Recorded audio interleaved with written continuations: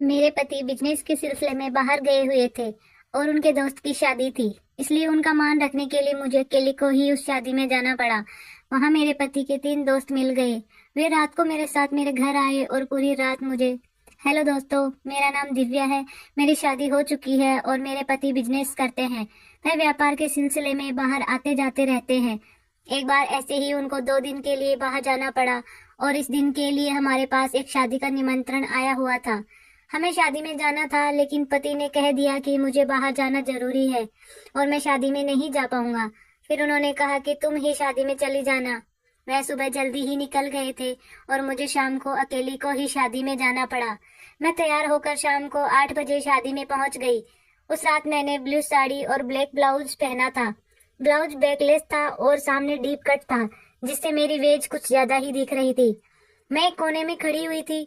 फिर भी आते जाते लोग मुझे घूर रहे थे, लेकिन मुझे उन लोगों पर गुस्सा नहीं आया, बल्कि उन लोगों का मुझे ऐसे देखना बहुत अच्छा लग रहा था। और मैं इतनी तैयार होकर भी इसलिए गई थी ताकि लोग मेरी खूबसूरती को देख सके। शादी में मुझे मेरी पहचान की कोई भी लेडी नहीं दिख रही थी, इसलिए मैं एक कोने में अकेली चुपचाप खड़ी थी। काफी देर तक अकेले खड़े रहने की वजह से मैं बोर होने लगी थी। मेरा यहाँ पर बिल्कुल भी मन नहीं लग रहा था, लेकिन पति के दोस्त की शादी थी, इसलिए शादी को छोड़ भी नहीं सकती थी। फिर अचानक मेरे पति का एक दोस्त पवन मुझे अकेले खड़े देखकर मेरे पास आ गया। वह बोला, भाभी आपके साथ भाई साहब नहीं आए क्या? मैंने मना कर दिया और कहा कि उनको काम के सिलसिले में बाहर जाना पड़ा, इसलिए मुझे यहाँ शादी में भेज दिया। मैं अकेली ही आई हूँ। फिर पवन बोला, कोई बात नहीं भाभी जी, मैं हूं ना आपके साथ। चलो हम कहीं बैठकर बात करते हैं। फिर हम कुर्सी पर जाकर बैठ गए और बातें करने लगे। पवन को देखकर उनके 2 अन्य दोस्त सुधीर और राजेश भी हमारे पास आ गए। उन दोनों के बारे में भी मैं जानती थी, क्योंकि वो पहले भी हमारे घर आ चुके थे। पवन तो कई बार हमारे घर आ चुका था, लेकिन सुधीर और राजेश 3-4 बार ही आए थे। उन लोगों के साथ मेरे पति कई बार हमारे घर में ही ड्रिंक कर चुके थे और एक बार तो मैं भी उनके साथ ड्रिंक कर चुकी थी। फिर हम चारों वहीं बैठकर बातें करने लगे, क्योंकि हमें फिर शादी की पार्टी से ज्यादा मतलब नहीं रहा और हम आपस में ही बातें करने लगे। बातों बातों में ही सुधी ने कहा, यार यहाँ कुछ मजा तो आ नहीं रहा, इससे अच्छा है हम कहीं और चलकर अपनी ही पार्टी कर ले। तभी पवन बोला, कहीं तू भाभी के घर की बात तो नहीं कर रहा? इस पर राजेश बोला, हाँ सही समझा तूने, भाभी भी यहाँ पर बोर हो रही होंगी। उसने मेरी ओर देखते हुए पूछा। मैंने भी कह दिया, हाँ मैं तो बहुत टाइम से अकेली खड़ी बोर हो रही थी, आप लोग आए तो थोड़ा मन लग रहा है। फिर सुधीर भी बोला, तो फिर हम घर पर जाकर ही एंजॉय करते हैं। उनके कहने पर मैंने घड़ी में टाइम देखा तो रात के 10 बज रहे थे। फिर सभी ने वहां से हमारे घर आने का प्लान किया और मैं उन लोगों के साथ गाड़ी में बैठकर आ गई। मैं आगे बैठी थी और पवन गाड़ी चला रहा था। उसकी नजर बार बार मेरे ऊपर ही जा रही थी, जो कि मैं जानती थी, क्योंकि वह घर में भी मुझे ऐसे ही ताड़ा करता था। थोड़ी देर में ही हम लोग मेरे घर पहुंच गए।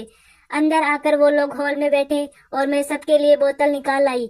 मेरे पति घर में हर वक्त बोतल उपलब्ध रखते थे। मैं किचन से गिलास और चखना भी ले आई।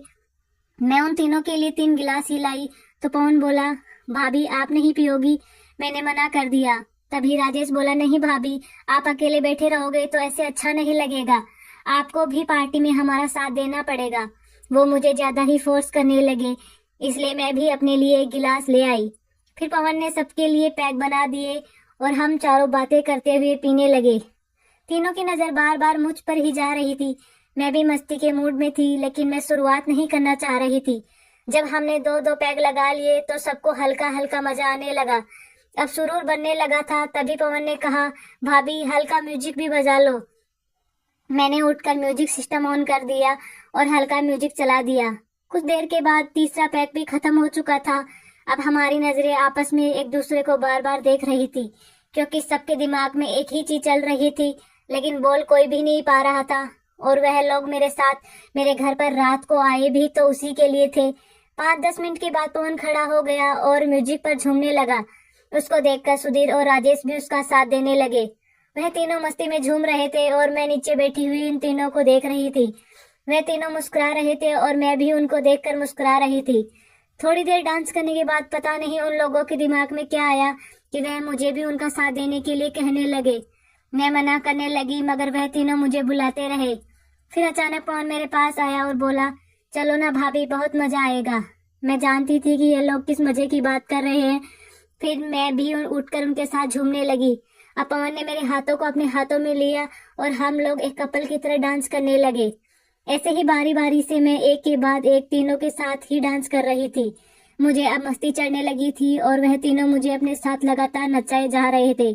थोड़ी देर बाद मैंने उनसे कहा कि अब मैं थोड़ी थक गई हूँ, अब मुझसे और डांस नहीं किया जा रहा है। तो वो लोग मेरी बात मान गए और म्यूजिक सिस्टम में एक रोमांटिक गाना चला दिया।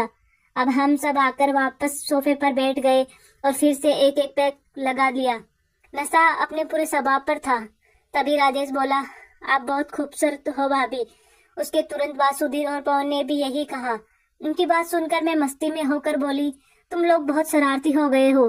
तुम्हारी शिकायत तुम्हारे भाई साहब से करनी पड़ेगी। वह बोले, जब शिकायत ही करनी है तो फिर अपना काम तो पूरा करके ही जाएंगे। फिर मैंने कहा, उसके लिए मैं भी पूरी तरह तैयार नहीं हूँ। पहले मुझे खुद को दिमागी रूप से तैयार करना होगा। इसलिए मैंने राजेश को एक और पैक बनाने के लिए कह दिया। इस बार राजेश ने मुझे बहुत हेवी पैक पिला दिया। अब मैं पूरी नशे में थी और बहुत ज्यादा मदहोश हो रही थी। मेरा सर पूरी तरह से घूम रहा था और मुझे कुछ पता नहीं था कि यह मेरे साथ क्या हो रहा है। लेकिन उन लोगों को इस बात से कोई फर्क नहीं पड़ रहा था। उसके बाद उन तीनों ने मिलकर मेरे साथ वह सब किया जो मैंने कभी सपने में भी नहीं सोचा था। फिर सुबह 9 बजे के करीब जब मेरी आंख खुली तो मैंने देखा कि वह लोग जा चुके थे। अब मेरी उठने की बिल्कुल भी हिम्मत नहीं थी, इसलिए मैं सोती रही और शाम के 4 बजे उठी। दोस्तों, उस दिन मेरे साथ जिंदगी में पहली बार ऐसी घटना घटी थी।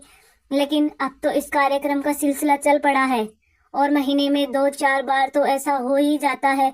जब मेरे पति बिजनेस के सिलसिले में बाहर जाते हैं तो वह लोग मेरे घर पर आकर पार्टी करते हैं और हम खूब मौज मस्ती करते हैं। दोस्तों, आपको मेरी ये कहानी कैसी लगी कमेंट करके जरूर बताएं और अगर वीडियो पसंद आई हो तो वीडियो को लाइक और शेयर करें। आगे ही ऐसी ही रोमांचक कहानियों के लिए हमारे चैनल को सब्सक्राइब करें और बेल आइकन दबाना ना भूलें ताकि आप हमारी कोई भी कहानी मिस ना करें। धन्यवाद।